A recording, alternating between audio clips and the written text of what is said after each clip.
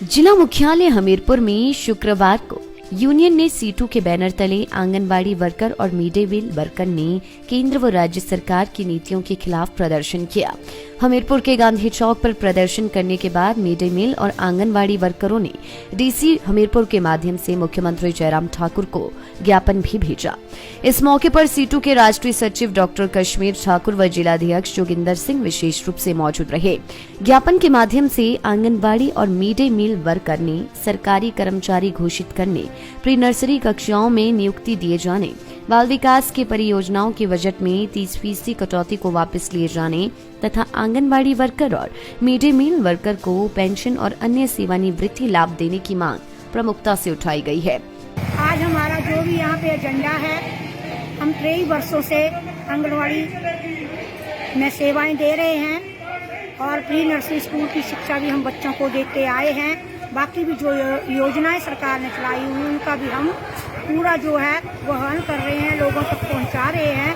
परंतु अब पिछले 1 वर्ष से स्कूलों में जो सरकार ने एक मुद्दा उठाया है कि प्री नर्सरी का, अगर स्कूलों में प्री नर्सरी बिठा दी जाएगी तो हमारे पास जो हम प्री नर्सरी की शिक्षा पहले से दे रहे हैं वो खत्म हो जाएगी। जब हमारे पास बच्चे ही नहीं होंगे तो हम प्री नर्सरी की शिक्षा किसको देंगे? तो ये सरकार का एक मुद्दा रहा है कि आंगनबाड़ी ICDS को खत्म करने का, जो कि एक बेनिफिशरी को हम बच्चे को गर्भकाल से ही हम जो पोषण देते आए हैं और बच्चों को प्री नर्सरी स्कूल की शिक्षा दे रहे हैं। अब सरकार का कहना है कि NTT को जो है वो प्री नर्सरी के लिए रखा जा रहा है और हम 23 वर्षों से जो सेवाएं दे रहे हैं उसको खत्म करने की योजना जो सरकार बना रही है, इसके मद्देनजर रखते हुए हमें ये हड़ताल 1 दिन की करनी लगी। अगर सरकार हमारी इन मांगों को, जो हम कुछ मानदेय हमें सरकार देती है, वो भी हमने लड़ झगड़ के 23 वर्षों के बाद जो हम 7,000 तक पहुँचे हैं, 7300 तक, परंतु वो भी एक ऊँट के मुंह में जीरा के समान है। उससे हमारे परिवार का निर्वाह जो है नहीं हो रहा है। परंतु अब सरकार हमारी जो भी हमारी सेवाएं हैं, नौकरी है, उसको खत्म करना चाहती है। इसको चलते हुए हम ये सेवाएं अपनी नौकरी को बचाने के तहत हम आने वाले समय में हड़ताल को जो है वो ज्यादा ये करेंगे और जाना पड़ेगा तो हम भूख हड़ताल भी करेंगे। Mid day meal worker union के प्रधान रतन चंद ने कहा कि उन्हें कम से कम 10,000 न्यूनतम वेतन दिया जाए। इसके अलावा जो एफिडेविट उनसे 1 साल बाद मांगा जा रहा है उस शर्त को नहीं हटाया जाए।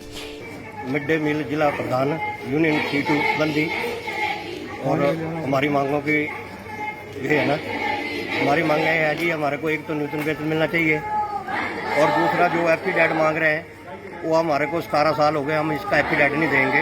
हमारे को 17 साल से न्यूनतम कोई नहीं है, छुट्टियों की कोई प्रावधान नहीं है, हमारे को छुट्टियां मिलना चाहिए और जो हमारा मेडिकल बनता है उसके लिए भी हमारे को पैसा मिलना चाहिए और जो हमारा न्यूनतम वेतन है वो कम से कम 10,000 रुपये होना चाहिए और छुट्टियों का कोई ये नहीं है।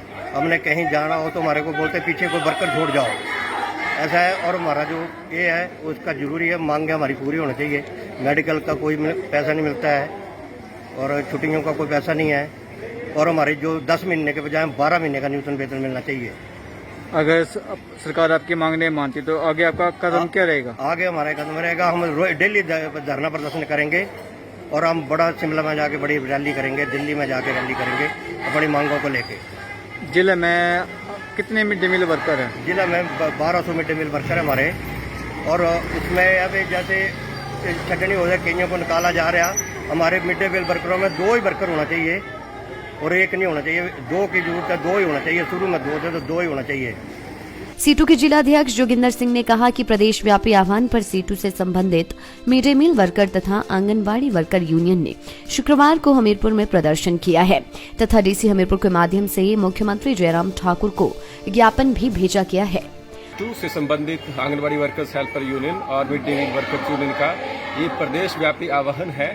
पूरे देश के अंदर ICDS के बजट में मोदी सरकार ने 30% की कटौती की है, उसके विरोध में इसके साथ साथ जो प्री नर्सरी के अंदर जो है क्लासेस शुरू की जाएगी, क्योंकि हमारी मांग है कि आंगनबाड़ी वर्कर्स को उसमें सबसे पहले नियुक्ति दी जाए, क्योंकि जो आंगनबाड़ी का सिलेबस है जहाँ बच्चे पढ़ते हैं वही प्री नर्सरी का सिलेबस है, इसलिए वो बहुत सालों से अनुभवी है इस काम के लिए। तो प्राथमिकता के आधार पर उनको नियुक्तियाँ दी जाए। इसके साथ जो मिड डे मील वर्कर्स के लिए राज्य सरकार ने कहा था, कई बार आश्वासन दिए हैं कि वो उनको न्यूनतम वेतन देंगे, तो वो हिमाचल प्रदेश में 9,000 रुपया मासिक न्यूनतम वेतन है। तो हमारी मांग है कि मिड डे मील वर्कर्स को जो है 9,000 रुपया मासिक न्यूनतम वेतन दिया जाए। इसके साथ जो डायरेक्ट वेलफेयर ट्रांसफर स्कीम है, जिसके जरिए जो है राशन जो बेनिफिशियरी है उसको डायरेक्ट ना दे करके जो है खातों में के माध्यम से पैसे डालने की जो प्रयास चल रहे हैं, उसका हम विरोध करते हैं। सुप्रीम कोर्ट ने भी इसको लेकर पहले संज्ञान लिया है और कहा है कि डायरेक्ट जो है बेनिफिशियरी को बेनिफिट मिलना चाहिए, क्योंकि इससे जो है दुरुपयोग होता है। इसलिए इन तमाम मांगों को लेकर आज पूरे हिमाचल प्रदेश के अंदर आंगनबाड़ी वर्कर्स यूनियन और mid day meal workers union जो CITU से संबंधित है, इसको लेकर जो है धरना प्रदर्शन यहाँ पे कर रहे हैं।